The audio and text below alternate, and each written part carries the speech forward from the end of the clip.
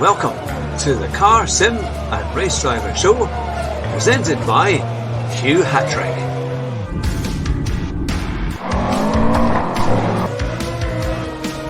Here at Bathurst in the Forest, my very special guest, Basic Ollie, Rascal, Rabbit, Josh Martin. It's great to have you back on the show.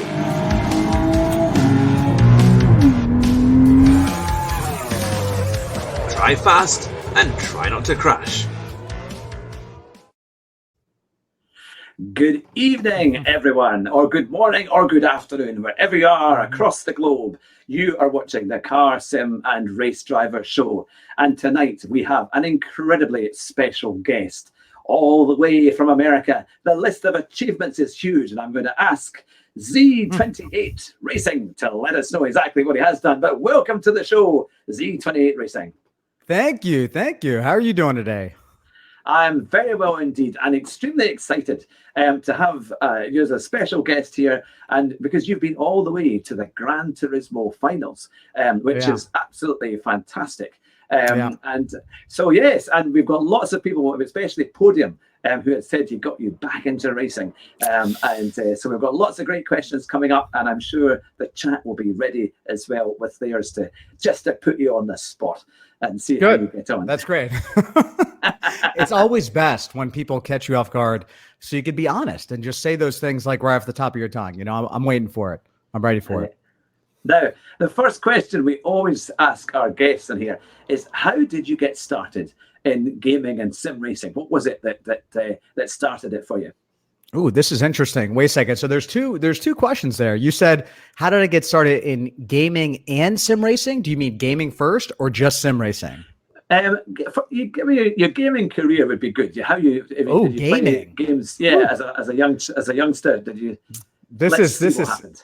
All right, so this is interesting. So gaming has been a huge part of my life growing up. That has just been something that I've loved to do. I just like doing it when I was younger. I played Red Alert 2. Do you remember that game, Red Alert 2? Do you know what that is? Command & Conquer for PC back in the day? Yep. Yeah, it was like that was like 2000, I think, right around year 2000. That was the first kind of a competitive game that I got into that started getting me to that online competitive play where you just got really mad if you lost.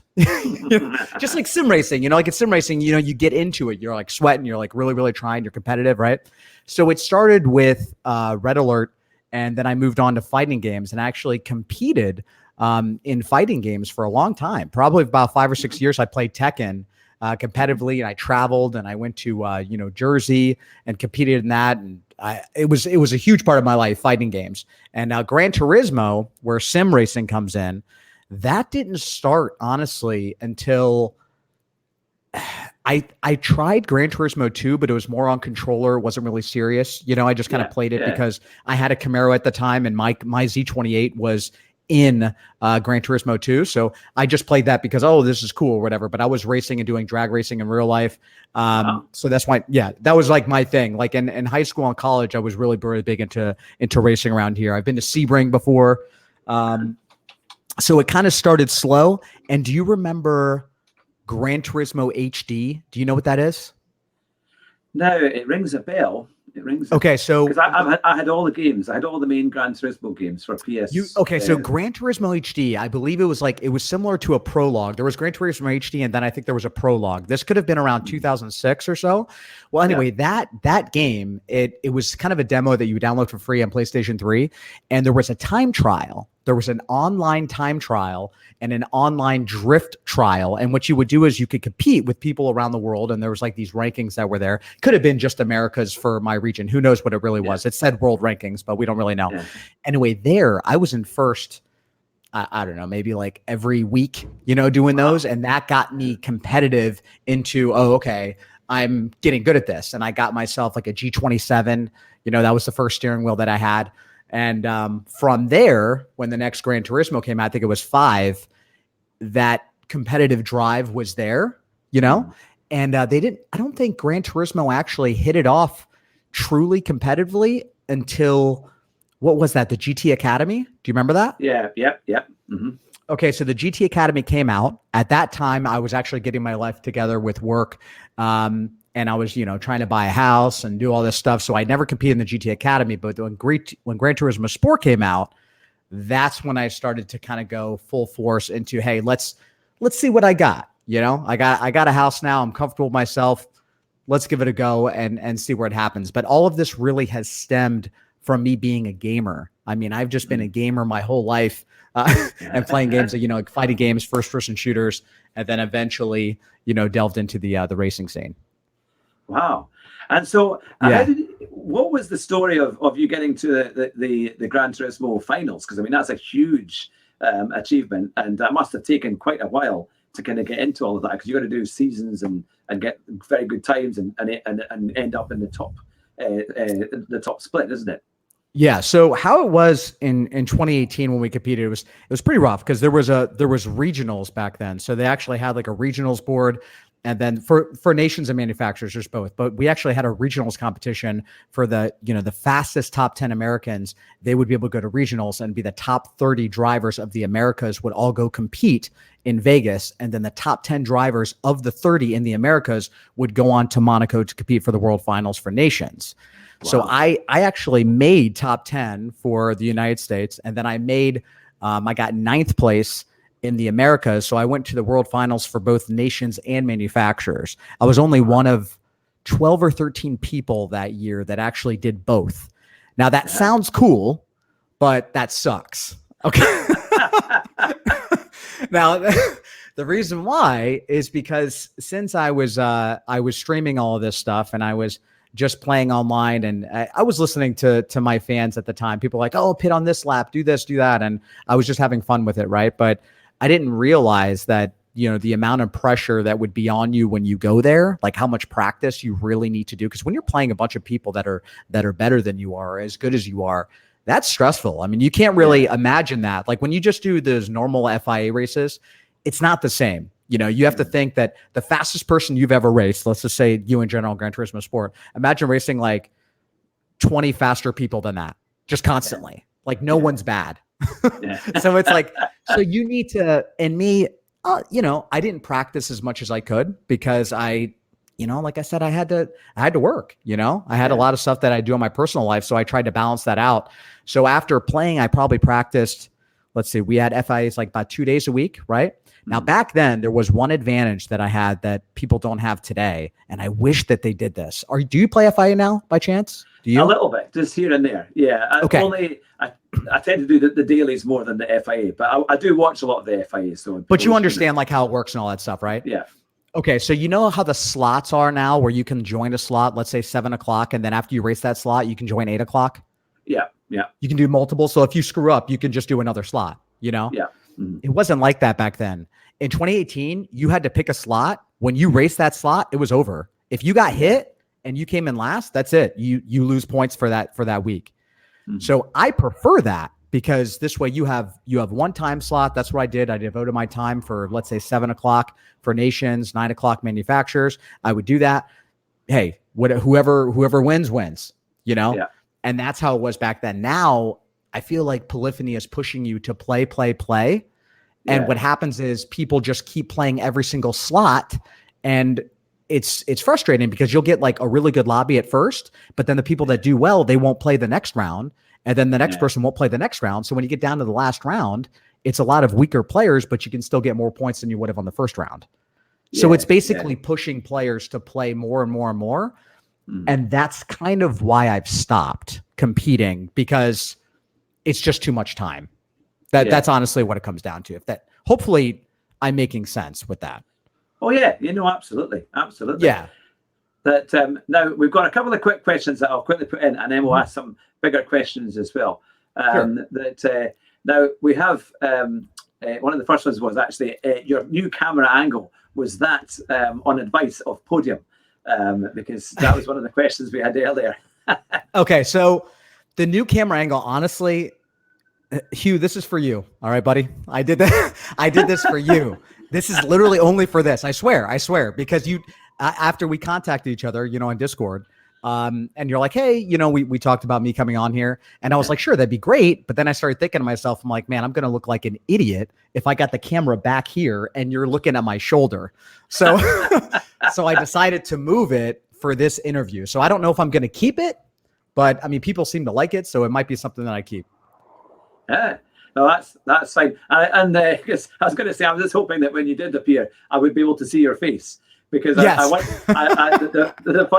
once had Tidgney on an interview the first time he did it about 2 years ago, and I think he must have had a rough night the night before because he refused to put his camera on. Or the only really? camera the only camera I could see was at his feet. It was like a pedal cam, and it must be a little awkward.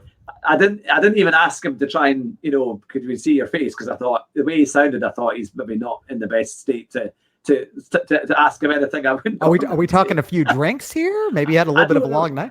I think maybe a long night or something, because he never put it on, and I thought, I'm not even going to go there and ask him to try and move it. So that was the thing. We could hear him, so that was the main thing, that we could hear him. But I'm very pleased I can see you and hear you. Yes. So that's it's all for you, Hugh. It's all for you, man.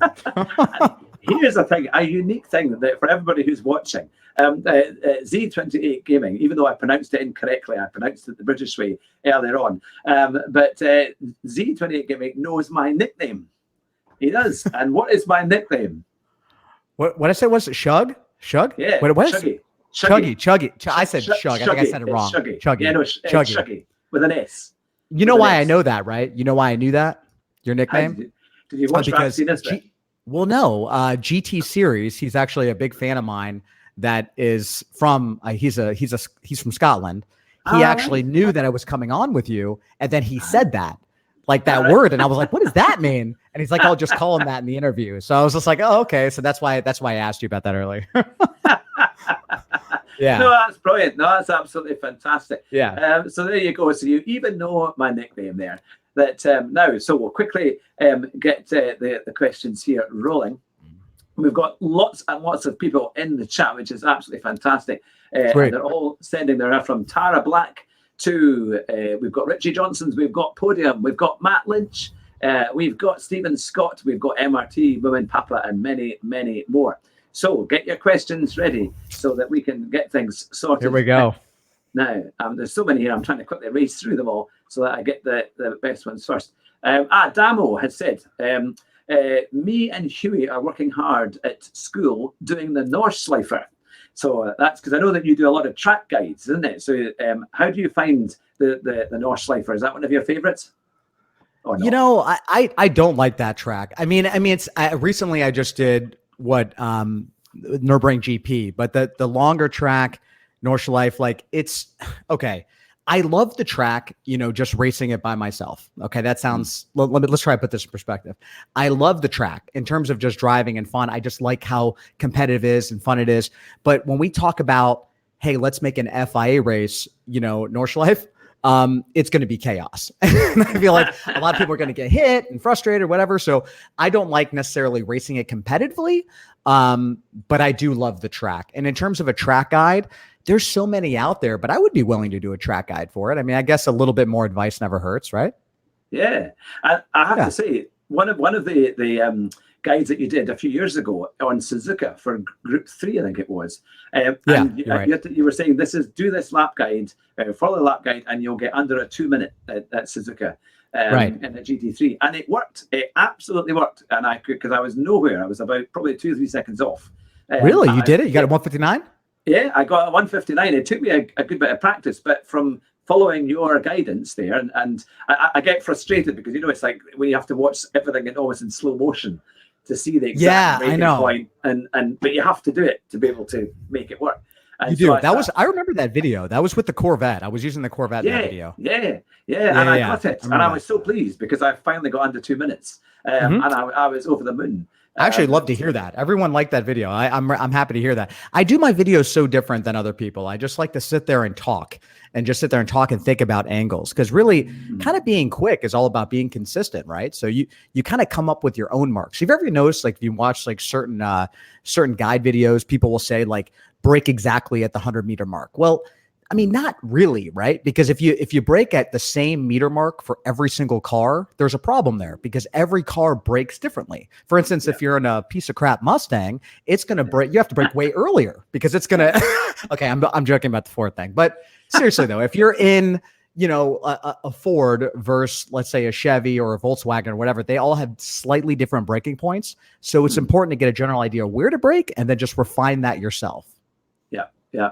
No, that's the thing. And so what made you start doing lap guides and things? Because it's quite a big project to undertake. Yeah, well, I was actually, honestly, I think I was the first one to start doing those lap guides because that was like 3 years ago when I made my first one. I did it because back then at that time, that's when I was competing in FIA, right? And I was doing well. Like I was on that path to making top 10 for regionals and, being in first for manufacturers. And people were asking me advice all the time, like, oh, hey, what can I do to be faster? And back then I was doing personal training and I was just coaching people in the gym all the time. And it's very natural for me to talk and train someone to doing something. And I got personal enjoyment, and I still do. I get personal enjoyment making people better at things. I enjoy that. So when you tell me that my video made you get a 159, you just made my day today. That's how I feel good. It's how it works. Oh, it's fantastic. No, it was like, you should have seen me cheer when I got a 159. So that was it was like, that's good. It was brilliant. Now we've got a good question here from Darren Turner, and he says, "What do you love and stroke hate the most about Gran Turismo Sport?"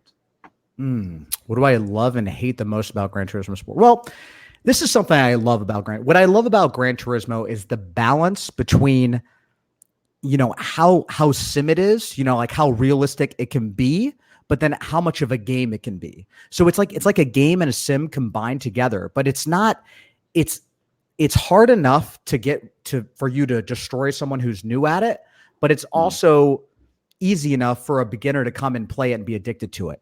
So if you think about something like iRacing, if you're not really that much into racing and you play iRacing, you're going to think it's boring and you're probably going to stop playing it. Gran Turismo doesn't feel like that. You can hop into Gran Turismo with a controller, play around the track, you could do bad, but you're still going to have fun because it feels rewarding with, earning money and buying cool cars and all that stuff. So that's what I love about it is the variety of different players that it brings to the platform, right?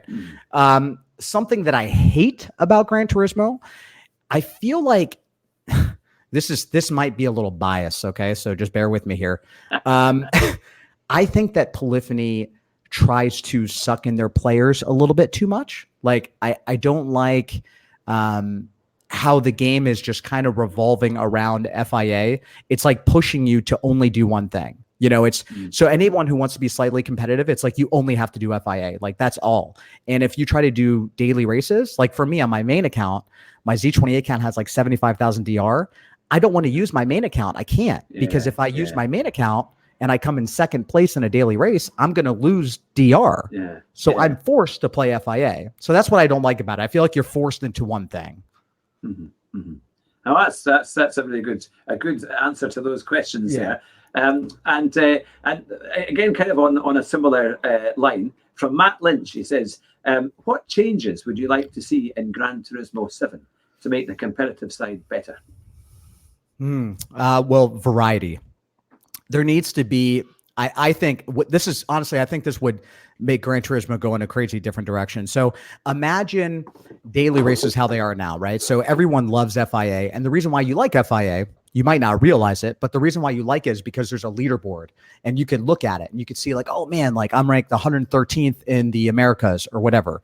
Well, if they started adding some type of a leaderboard to daily races, like weekly races or whatever. And you could check your stats for that week. So it'll show, like, let's say Matt Lynch, I think he's the one that asked the question. It'll say, oh, Matt, he's raced, 20 races. He's won 14 of his 20 races and his fastest time is a 124.5.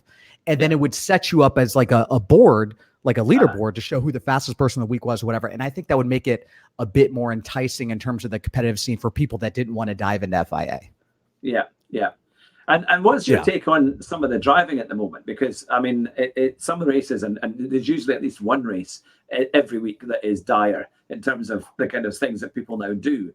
And because how do you find racing and that? I know you say you don't really do so many of the daily races, but how do you approach that from obviously from your angle as someone who's done extremely well? How do you find that kind of driving? Are you talking about the dirty driving that people experience? Yes. Yeah. I don't experience that. If you've watched some of my streams, like it's extremely rare that I get dirty driving. And when I do, I'm pretty good about, maybe it's just experience, but I'm pretty good at seeing it coming. So I'll kind of bait people into wanting to hit me. So you can tell if someone's aggressive, right? So if you're going down a straight and they're making two moves, they're blocking you, you already know what kind of person this is. So if you know that, don't push your way in. Just, he's going to slow himself down constantly because he's going to keep blocking on every single turn. He's always going to go to the inside. So it's going to slow him down. So you can go a little bit wider and eventually he's going to mess up. So I usually just tend to keep my nose out of trouble and just avoid it. But if I was someone who, let's say I was a little bit slower and I was dealing with those issues, I think that, just change your driving style a little bit, because even in iRacing, I've had the same issues with people being aggressive. I mean, people are going to be people. So no matter what sim you play, it's going to happen. Yeah. Yeah. No, that's the thing. And so tell me, what are your favorite kind of car and race combinations in terms of, or track and car combinations?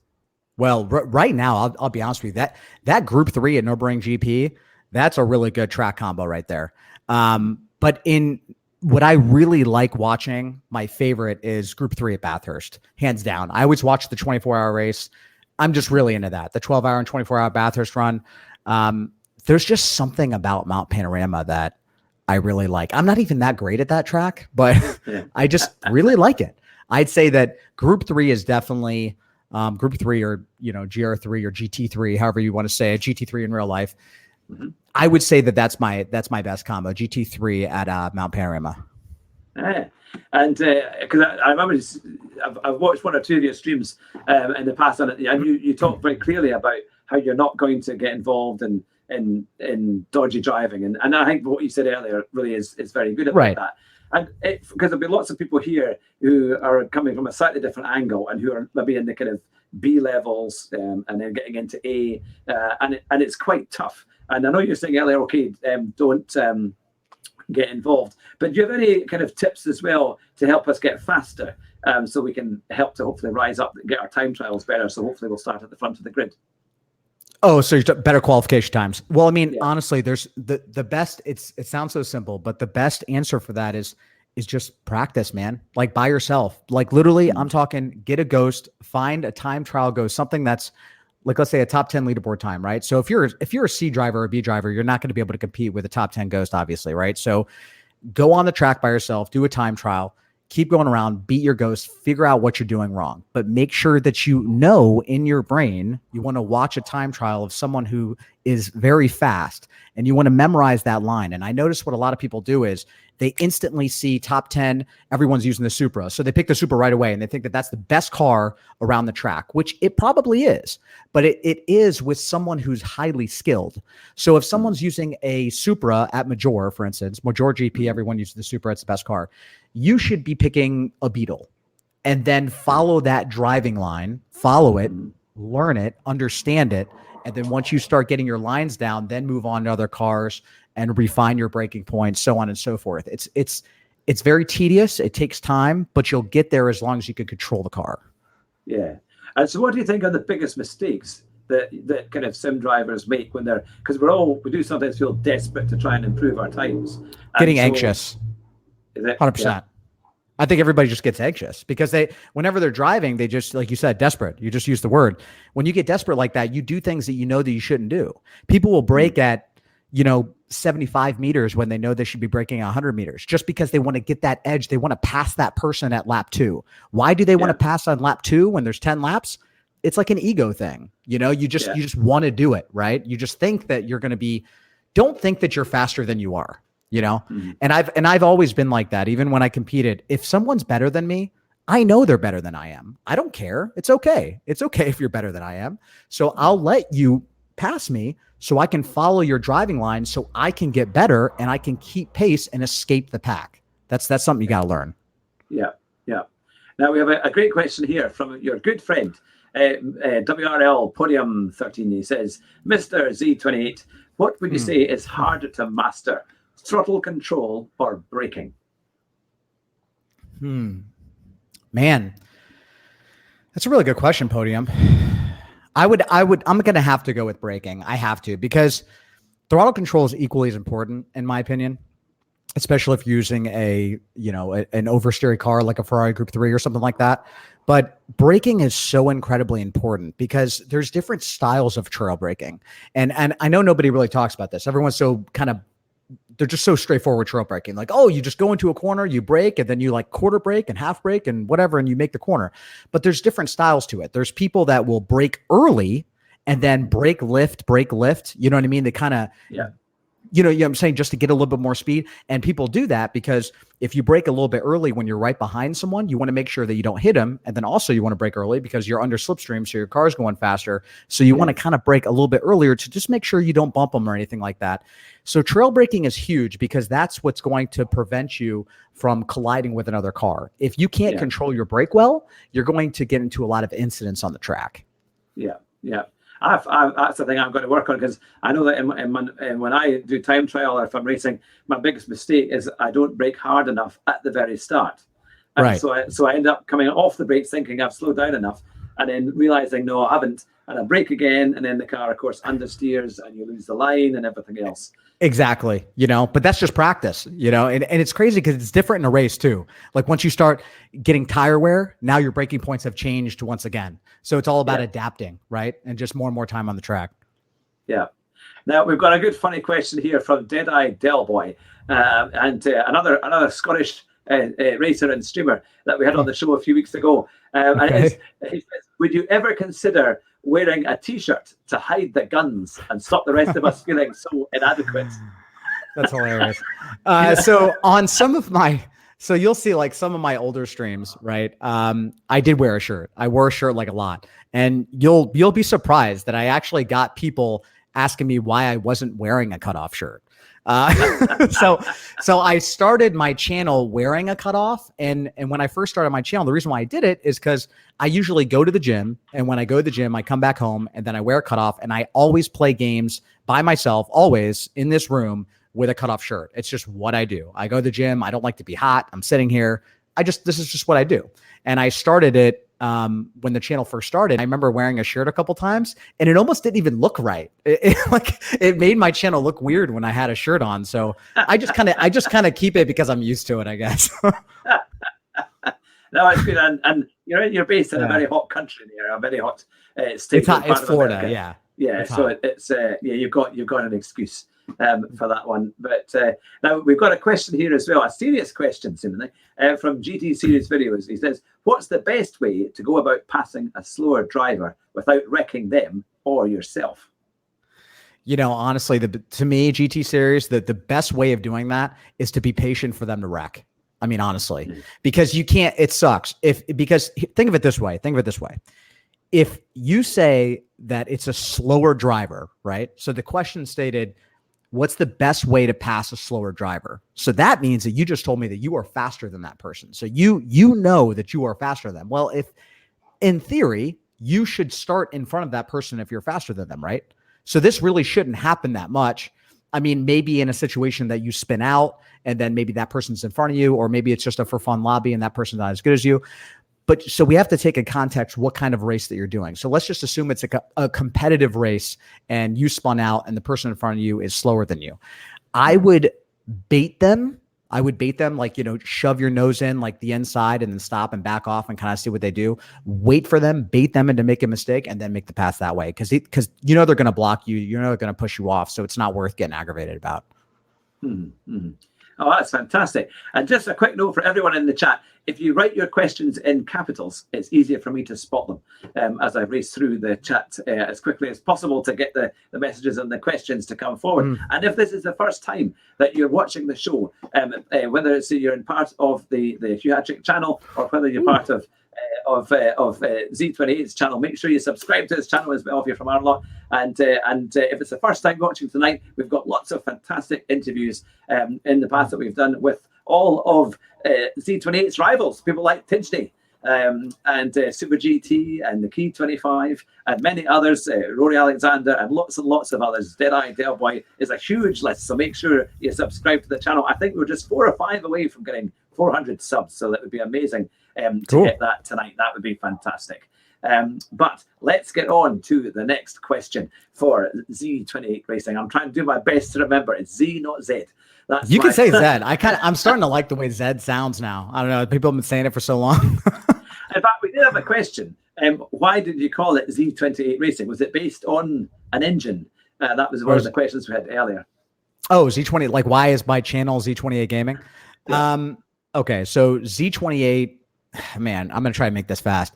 Okay, so I've been playing games for a long time, right? We already talked about how I was like a gamer a long time ago and all this stuff.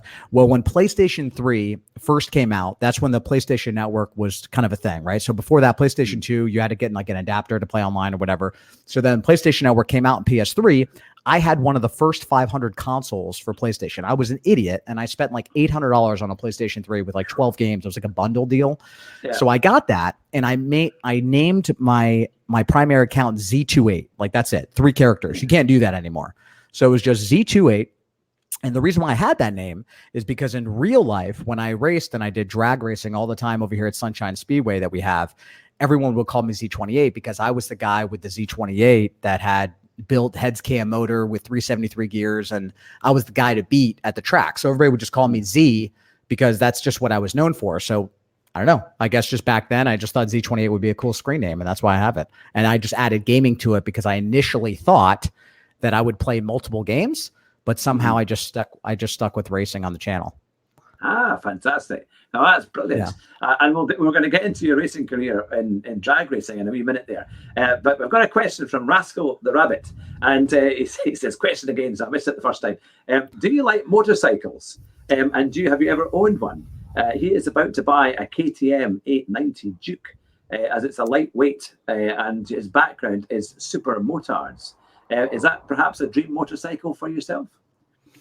See, I don't know anything about motorcycles. I'm not going to lie to you. I'm not going to sit here and act like I do. I like motorcycles, but no, I've never owned one, never raced one. I'm honestly afraid of them, man, because like I'm one of those people that are just, I love going fast, and I've done a lot of things that I shouldn't do. So me having a motorcycle is just not a good idea. And I definitely don't know enough to give you advice on that, bro. That's okay. No, that's absolutely fine. Now, Keith O'Neill, a fellow American over there in Arizona, has said, what is the best monitor setup for a sim racer, triples or ultra wide? I would definitely say triples, in my opinion. I mean, for me, I know some people don't like the edges on triples, but I'm not a huge fan of ultra wides because I feel like the image is very distorted. It doesn't look very natural to me. I did try to do that. I went through a time in my room where I was trying to figure out, do I want triples, ultra wides? I bought all this stuff, and I was exchanging at Best Buy constantly trying to figure out what I wanted. But there's just something about an ultra wide setup that doesn't look right to me. I can't really explain it. But if you want to get technical, though, everyone's different, right? One person might like an ultra wide, one person might like triples. I think the answer to that question would be you'd have to try it yourself and just see what's better for your eyes. Like, some people like VR, some people don't like VR. So I would just give it a shot and just play around with it and see what you like best. Ah, fantastic.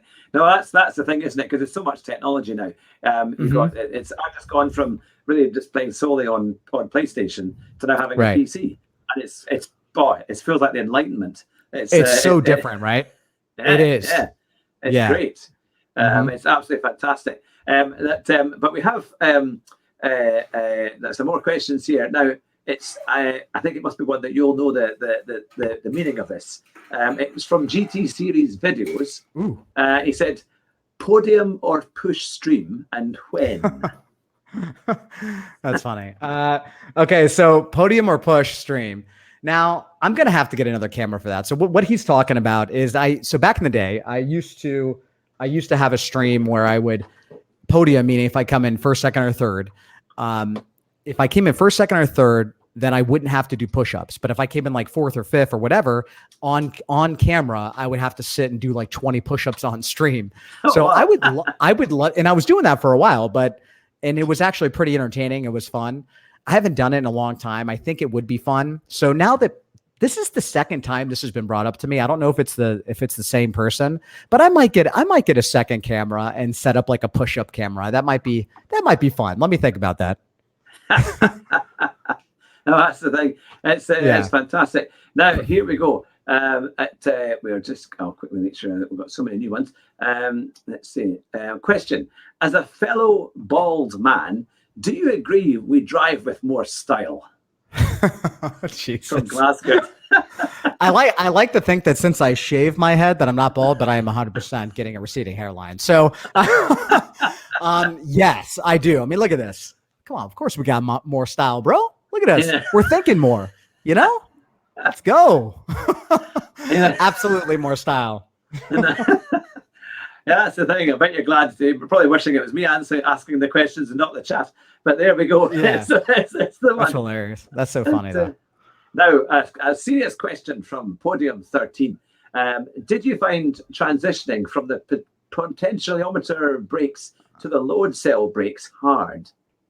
No, I didn't actually. Like initially, it was weird. I would say weird. So when I first did it, when I first had my my load cell from Fnac, it was the CSL Elite pedals that I had, because now I have the V3s.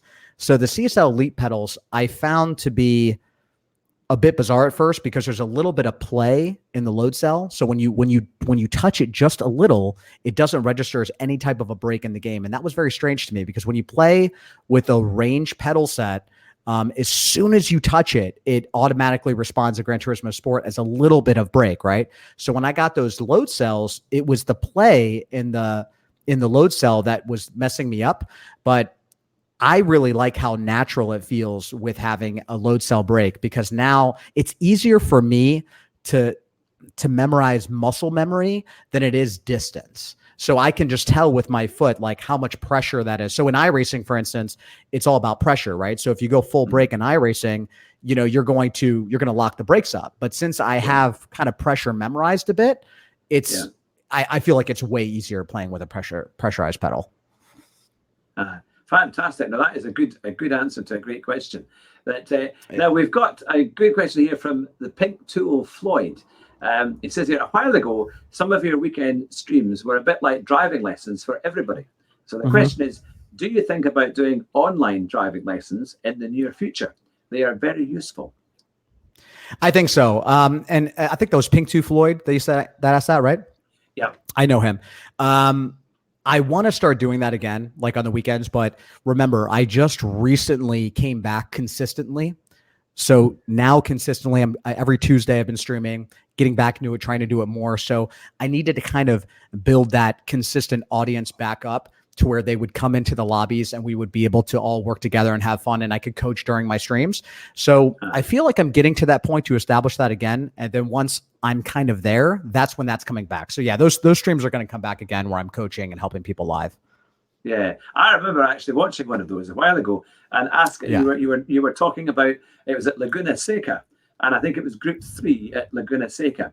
And it was, as you go around, it's the, I'm trying to think of the corners. It's not the first 2, 3, 4. I think it's maybe the turn 5.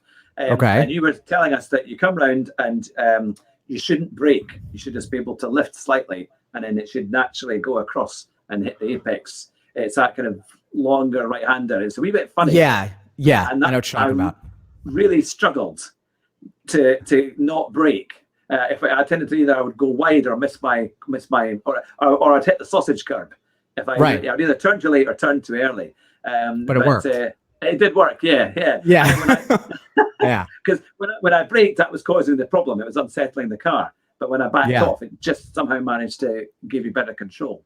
You know what's funny about you saying that? It's a good point. I feel like a lot of people are scared to take risks because they're too lazy to restart the lap again. Does that make sense? Like, think about that. So if I tell you to go on a turn and just go and lift the throttle and go take it, you have that fear of going too wide. And then you're like, oh, damn it, I got to like restart and go back again. And like, it's annoying to have to go back to that sector that might be like the 7th turn and you got to restart the whole lap again to do it properly. I feel like that's where doing laps over and over again and trying different techniques, that's where that comes in handy. You know, I have that fear too. Like sometimes I don't want to try new things because it is scary when you try to take a turn, like let's say full throttle, like at a Dragon Trail, full throttle through the chicane with Group 4, you can do that in almost every single car, but it's scary to do like during a race because, I mean, you hit that chicane once, it's race over. Yeah. No, that's the thing. And probably quite a relevant one for this week is that you're saying that one of your favorite combinations is the Nürburgring or Nuremberg GP and Group 3. And I'm nowhere on that. I'm slightly better on Serie Corsa Competizione, but when it comes to GT Sport, I am about 3 seconds off the pace. And I can't Really? Yeah, I can't seem to get the times out. I think it's because I'm not used to cutting the curves as much, because on other races you can't do that. I did watch you. I watched your race, the Nürburgring GP, a few days ago. I did watch it.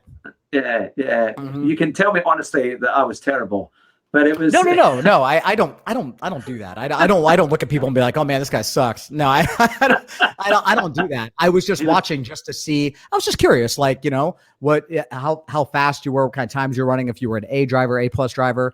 And you know, on that track, you didn't do bad. You have the driving line down. It's just a matter of confidence. It's a matter of like getting on the throttle a little bit too early or not early enough. You're playing the track a little bit too safe, you know, like driving it easy. And I know a lot of people do that because you feel like if you push too hard, maybe more tire wear, or you're afraid you're going to spin out or whatever. I think if you just try to drive that track a little bit more aggressively and a little bit wider, use a little bit more road on every angle you can, guarantee you're going to see like another 2 second shut off. You just got to get that little confidence there, you know? Yeah. So maybe I don't use enough road. That's a good. I will remember that because that's the important one. But yeah, no, it's fantastic because I mean it's that it's basically it's when you come into there's the first corner and then second and then the third corner, and it's that and in GT Sport you can cut so much curb, but then it can throw the car a little bit as well if you get it halfway and you don't get it quite right. And then the next corner going to the right, also people can. It's I find that one quite tricky as well. It is. It's like the first 5 turns are very important. Honestly, the first 3 turns are probably the most important. You can go so fast on those, but download a Ghost and see how far you are on the first 3 turns. Just do it. Do like download like a top 10 Ghost replay and just see the distance. You'll be shocked how much time you can lose on those first 3 turns. Yeah. Because I think I'm a late breaker, but I can. But the first turn I don't mind so much. I seem to be reasonable at that. But it's 2 and 3 and 4 and 5, and the list goes on. It's not the first turn. It's just the rest of the track. That's pretty much. Got it. Okay, I get it. But now we've got some quite good comments here. That one of the guys, Rumar, one of the admins, says that I look like a little old lady painting over the wheel of his Honda Civic because I got my G29 here. I knew that was a G29. Yeah. It's a great. It's nearly 4 years old, but it's a fantastic thing. That and what in terms of tips? Because Sardinia and Grace B is a big one this week, and we've got lots of people in the chat who are racing that. What would be a big tip to try and do well at Sardinia? Oh, I didn't race that track yet this week. I haven't played since Tuesday. The only one I raced with race C. So I don't think I can give tips on that because I haven't done it yet. Until I do the race, I'll be able to give you tips on it. But honestly though, I don't really like that track. I mean, it's just something about the flow of that track doesn't work with me. I mean, I'm sure it's going to be a front wheel drive fest. Like everyone's going to be using the Sirocco. Most likely that's going to be the best car choice. It's all going to be about that top speed. But really it's just, I mean, to me, that track is just about not understeering too much. It's just about braking right, not understeering too much, because that's what everyone's going to do with the front wheel drive. They're just going to go slightly too wide and we're going to late brake and push you off. I think that's a dangerous race to grind on just because it's so easy to get slipstream in that track that they're going to get right behind you and everyone's going to try to pass you every single corner. So to me personally, if you were trying to level up and grind, I wouldn't do it at that track. I mean, me personally, I wouldn't. Yeah, I did it on my A-rated PSN. But it was hit or miss. But amazingly, I came back with slightly more DR than when I started. So I was quite impressed with that one. But I thought I'd ask you one of the questions that has been that I know that probably marks you out a lot more than other streamers. Is that you took time off. You decided to put your streaming and kind of YouTube channel a wee bit aside for a while. And maybe some people might not know that, or maybe they do. And perhaps the question would be is, why did that happen? And then what made you come back? Okay, well, I mean, Podium is actually a huge reason why I came back. But let's start. We'll start with why I took it off. So, and that after that 2018, the World Finals, when I went there, I don't think many people realized, you know, how much stress I had going on in my life from that point. I mean, first of all, there was stuff going on in the back scenes. My relationship at that time with this girl that I was dating, not dating her anymore, that was taking a massive hit. It was taking a huge hit because I was spending time trying to do FIA races during the week, and I had to practice for at least like an hour, and then the races were an hour long, and I wasn't really seeing her as much. Don't really blame the girl. It's honestly my fault. But so I had to think about that. And then I had to compete. And then I went to Vegas. And then after I went to Vegas to compete, then I made top 10. So I wasn't even like happy that I made top 10, because 2 weeks later I had to go to Monaco. And I was, like I said, I was in both nations and manufacturers. So while I was there, I was one of the about 12 people, only 12 people that didn't get a break. You know, like if you only went to nations, if they were taking pictures for manufacturers, the nations people could go explore and go walk around and do whatever they wanted to do. But if you made both of them, you'd have pictures at 9:30. Then at 10:30, there'd be no break, and you'd have pictures for, you know, the next class, like for nations, manufacturers, whatever. So I was constantly just working the whole time, couldn't really enjoy myself. And then after that was all done, it was all finished. On top of that, I had a YouTube channel, right? So I had the YouTube channel, then everyone's like, oh, you know, you did a great job, like whatever. I mean, I actually did pretty well. We got 4th place in manufacturers. I only got like 19th in nations, but still not terrible against some of the best people, right? But so 4th in manufacturers, 19th in nations. And when I got back and I still had to worry about the you know, my YouTube channel, I was starting to race more, and I wanted to make more guide videos, and I was getting a lot of messages to help people. Then Polyphony contacted me again because they wanted me to come to the tour in Paris in 2019, and I declined it. I declined the opportunity to go because I took a personal vacation to Paris, actually myself, and just to kind of relax. And I started missing life a little bit. I started falling off, you know, who I was as a person, because I turned into this normal guy like I am now that likes going to the gym and like having a good time, to this competitive Gran Turismo player that I never intended on being. Remember, I was a gamer back in the day, and I do this for fun. It's like a hobby, right? So it was getting too serious, and I knew that I needed to make a life change. And my well-being was a little bit more important. So I had to take that time off to get my life on the right track, so I wouldn't slip up in the real world. I didn't want to become a manipulative YouTuber that was just making videos to just get views. And it was going to turn out that way, because my mind was starting to think like, oh, okay, cool. Like I went to the World Finals, so now I need to make guide videos. I got to get people to do this and watch this. And I'm like, that's just not me, you know? So that's why I took the time off to get myself together.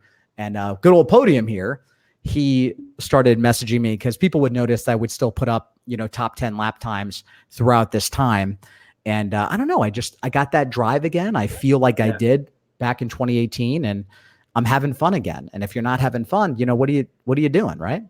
No, it's really good to know, because I think you do witness that quite a lot in the streamers out there, the big ones especially, and you know, some have families and manage to balance it out quite well. But I do feel for some of the young single guys out there who are doing it, because I think there's a huge pressure to do so much streaming, and if they don't do streaming, they're thinking, what's the next step for the channel? What do we have to do? We make a show, we do something else, we do this, we do that. Exactly. And it's very tough, because I think when there's lots of young people out there. I mean, I just started streaming my gaming last year, and really just for a bit of fun. And I was quite surprised that when I was doing my interviews at the early stages, unless it was a very big name, I hardly got any views. If I did this a normal show with a few of my friends who are admins, I think we got like 15 views if we were lucky. So I thought, well, I've got nothing to lose to try and who cares? Stream. You know, exactly. And I got about 50 views when I did a stream of gaming. So I kind of built it up that way, and it kind of started to improve a bit.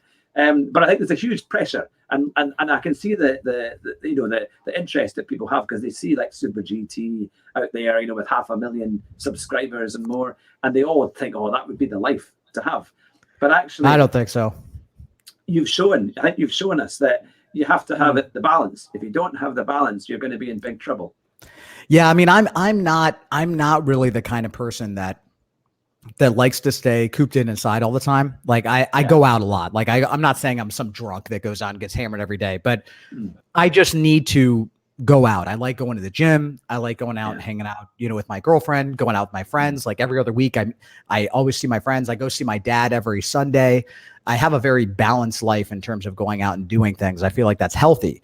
Now, if I was really devoting all of my time to trying to grow my channel, become like this famous YouTuber and make money from it, I couldn't do those things. I wouldn't be able to do those things. It would have to really revolve around, I need to be back at 4:00. So this way I can make a video and edit video. So this way I can get likes on my video. It's just, I'm just going to have to change my life around, and honestly, if you want to be good at anything, if you really want to be good at anything in life and really devote time and be great at something, you need to take away from another aspect of your life. And I knew that. And I just, balance is more important to me. Yeah. Yeah. And there's a good question here that kind of follows on from that. Now that you're back and streaming again, right? From Z28, and the question is, he loves your content, Z28. What is installed for the future? Are you impressed with Polyphony's decision with Gran Turismo 7 being out on PS4 alongside PS5? Ooh, well, the future is definitely going to be for me to be consistent and keep racing, maybe make more guide videos, teach people. I really want to be more of a coach of Gran Turismo. I want to help people succeed and become better racers. That's what I want, because I know there's a lot more people out there that have more time than I do. And for those people that do, which, I mean, there's nothing wrong if you do have that time. I've had times in my life where I could play games 6 hours a day if I wanted to, right? But I just want to help those people do something they've never done before. So for instance, go to a world final, right? So if I can make my channel kind of help people along the way and race, that's what I want to do. However, what I'm worried about is that there's still that competitive side to me that if I keep racing, that I'm going to want to compete. And I'm hoping that doesn't happen, but we'll see. As far as the PS4, PS5 question, you talked about the backwards compatibility for GT7. Now, some of you might not like this, but I don't like that idea. And I don't like that idea because I have a PlayStation 5 now. I got it on launch. And if the game is backwards compatible for both, I just fear it's going to be somewhat of an edited version of Gran Turismo Sport, maybe better shadowing, more tracks, whatever. And load times are going to suffer. There might be networking problems because keep in mind that the hard drive is so much slower in PlayStation 4. So if you're loading into a race, the PS5 peoples with solid state drives, they're going to have to wait for the slower load times for PS4. So I think that it's going to slow down GT7 in terms of being a next gen racing game. It's going to keep it just a little bit better than Gran Turismo Sport. That's my fear. I just hope that they can balance it properly. Yeah.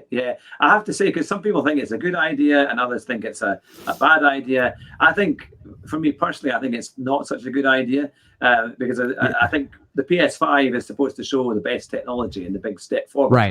Right. And, if it's on PS4, well, yes, you might have greater numbers being able to play the game. To kind of make more money. Yeah, but you're sacrificing on the technology and the potential of what that game should have been. Exactly. I think it's a financial decision. They're going to make way more money making it backwards compatible. They're going to sell probably 30-40% more copies because it's backwards compatible. Yeah. It's like I'm prepared to wait for a PS5 until Grand Theft Auto 6 comes out, because I love that game. It is fun and it has a lot of kind of Scottish themes in it, even though it's based on American cities and things like that. But it's great fun. And when I got my PS4, the first one, it was actually a Grand Theft Auto box and the whole thing. You got the game in it and so on. Oh, that's cool. I've never even played Grand Theft Auto. I played it like one time, like an old 3 or something. I never played it ever again. Yeah. I mean, I love the games. I just never played them. I don't know why. Yeah, it's very funny. It's complete escapism when you play that. That's cool. That's cool. Well, cool. I did have one funny thing, because the first time I ever went to Florida and I rented a car, and he said, "Oh, this is the first time to America," when I was at the budget desk, and he said, "Are you familiar at all with driving abroad in America?" And I said, "Well, I haven't done it before, but I have played many years of Grand Theft Auto. So I'm sure I'll be Oh my fine. God, it's hilarious. It's like I'm a pro at Grand Theft Auto, so don't worry about it. I got this car under control. If not, I'll just grab somebody else's car. Don't worry about it. Exactly. I've never stopped at a red light since, you know. It's like, You guys are paying for the tickets anyway. It's not my tag. exactly. So yeah, so no, it was great fun. Hold on, let me put this mic in.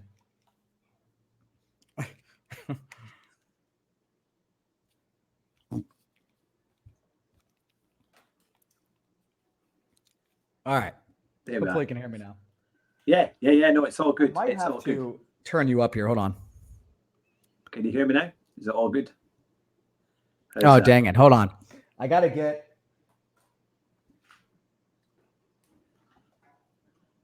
another plug because my headset died. So I can't really hear you All right. fully. All right. So let me Not see if to- I can. Actually, you know what yeah. I'm going to do? Tell me if this bothers you. If this bothers you, you let me know and I will change it. But I want to do this because it would be much easier for me because I would prefer to hear you on my TV. Give me a second. Sometimes the echo. The techiness is coming out. Okay, so we are going to put on this. All right. So now, go ahead and say whatever. Welcome to the Car Sim and Race Driver Show. Good. It's Z28 Racing. There you go. I hear you. All Is right, that we're good. Excellent. Fantastic. I can hear it slightly in the background, but I think it's okay. And I know the chat will let us know if it's coming back through. But this would probably be a great time, actually, to let all the chat know about our fantastic touring car community race that's coming up. It's called the Q Hat-Trick Touring Car Community Race Challenge.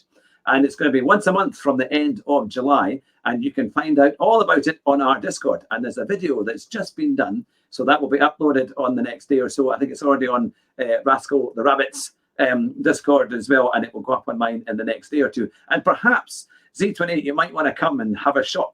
And you could be one of our star players. If the timing is possible, that would be amazing to have you along. I would do that. That'd be kind of cool. Yeah, it is all probably cars that you might hate.